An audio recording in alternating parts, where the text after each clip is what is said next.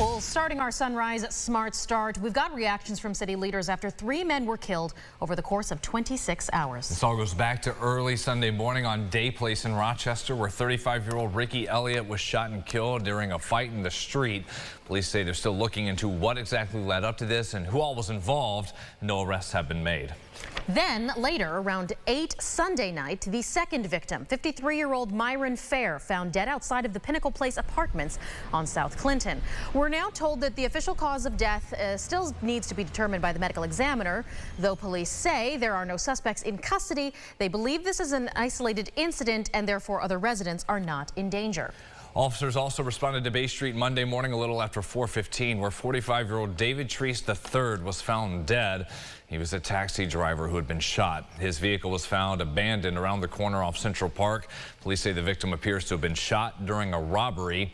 We also heard yesterday from RPD's chief, David Smith, and Mayor Malik Evans talking about the importance of people stepping up and bringing in leads.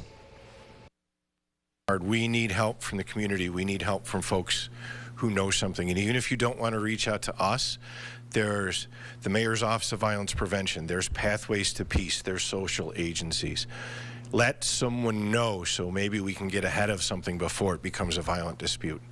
Crime Stoppers is another way, and there's a reward if you use Crime Stoppers. We want to transform the way of thinking where people can know that this is not snitching, this is public safety. Major Crimes is still investigating all these homicides. There have been 14 this year in the city. Well, coming off of such a violent weekend, city leaders say they're still trying to find ways to put a stop to these crimes. Monroe County lawmaker Mercedes Vasquez-Simmons says she represents one of the most violent districts, adding that while the violence in the district may be common, the frequency is not. She cites concerns with so much happening in a short amount of time and adds that issues like this can only be addressed by the entire community. We're just getting a sneak preview of what our summer is going to be like. If we don't implement zero tolerance measures, and it's not to say we can't police our way out of this. We need all hands on deck. We have to come together and we have to come up with a solution for this crime that we're experiencing in the city of Rochester. And Vasquez-Simmons calls for clergy, community organizations, everybody coming together to work hand in hand with law enforcement and protect these neighborhoods. New information this morning. Monroe County deputies investigating a robbery at a gas station on Scottsville Road. This reportedly happened just around 1:15 a.m. this morning. Nobody hurt. They do tell us more details will be released as the investigation goes on, so stay with News 8 for that. In another case, we're following a security guard taken to the hospital after an assault in Rochester. That happened just before 8:30 last night at LaGrange Park. Police say the guard threatened to ticket people who were refusing to leave the park as it was closing for the night. Then the driver got out of the vehicle and hit the guard. Other people inside that car, police say, got out and started to beat this guard with baseball bats. The suspects got back in the car and left. Security contacted 911, also followed the vehicle to keep up with it until police stepped in and were able to stop the car. 4 people, 2 men, 2 women were all taken into custody. That guard, while injured, is expected to make a recovery. The town of Irondequoit has reportedly reached an agreement in its lawsuit against I-Square Development. The town filed this suit back in November, and according to a statement, Irondequoit will drop its case against I-Square, but only once the developers meet the conditions outlined in the settlement. These conditions were not yet made public, but when that lawsuit was initially filed, the town had said that I-Square was violating fire codes, making access difficult for first responders, and also lacked distinct addresses for every business unit, among other concerns. Starting later this week on Friday, the city's animal shelter off Verona Street is extending hours. That facility will be open 7 days a week to accommodate more visitors on the weekend. You can stop by between noon and 4, Saturdays and Sunday. Appointments do end, though, at 3:30. This change with the hours comes about a week after the shelter announced it could not accept surrendered animals through at least this Sunday due to overcrowding. And we have a new way for college students to access mental health services. It's an app called Counselor. It's being rolled out at the Marshall, which is a student housing complex where about 500 RIT students live. It is one of 3 facilities in a national rollout for this age group. They're trying to see how well it works. So access to a licensed counselor is available 24/7, 365 days a year, right in the palm of a student's hand.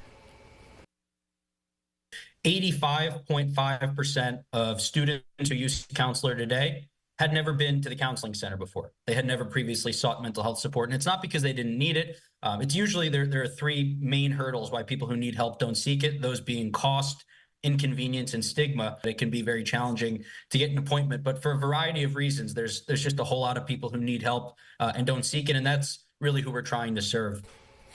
Well, again, that coming to the RIT campus, and the Counselor app was first introduced at Greece Athena High School last year.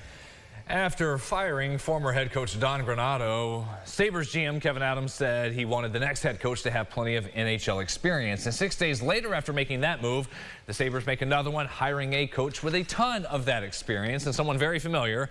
Lindy Ruff is once again head coach in Buffalo. Talking about his career, he's already the all-time leader in games coached for the Sabres at nearly 1,300. Ruff was the last coach to take Buffalo to the playoffs. That was in 2011 before he was eventually fired in 2013. His formal reintroduction with the team is at 1 o'clock today. He already put out a statement, though, saying, "This is a team ready to take the next step. I'm both humbled and honored to be trusted to help Buffalo win now."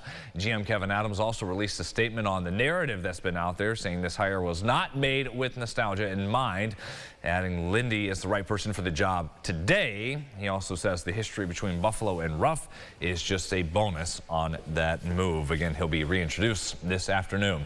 Sunrise traffic here at 6:55, just before we check our final forecast. West side looking okay. We have been following an issue at the intersection of Ridgeway and Lake Aves. That's it on the map so far. We will check the current conditions in a little bit at about 7:25. And just a reminder for people who have early commutes happening a couple days this week, if you use 390 early in the morning or late at night, you'll need to find an alternate route. That's 390 northbound at the split with 590 is closing as crews are replacing overhead signs. They were out there last night at 10 o'clock, just cleaned up at 6 o'clock this morning, and that will continue that trend overnight through Thursday. Getting all the work done. Don't forget the potholes, too, when you're out there. Oh, right? Yes. Get those while you're already on the case. Yeah, keep an eye out for those. Hopefully, we get those repairs going, and then we'll just have regular old construction season. I know. Or we've had rain, then we got a freeze coming this week. Some grapple, apparently. Over the weekend, yeah. Penn Yan at 40 right now. Buffalo at 47. Dansville 45 degrees. We get into the mid-60s later today, and then the rain chances go up. You see them really spike as we get into 8 to 10 p.m. So showers overnight, and then tomorrow is just going to be a wild ride. We start off in the 40s at 49 degrees early in the day and come crashing down at the end of the week. Look at that. Don't say goodbye to the seat warmers just yet. Hold on to them. Thank you, James. Thank you for watching us at Sunrise. Have a great day, everyone. Next update in 30 minutes. Follow News 8 wherever you are on RochesterFirst.com, Facebook, Twitter, and on our app for news and weather.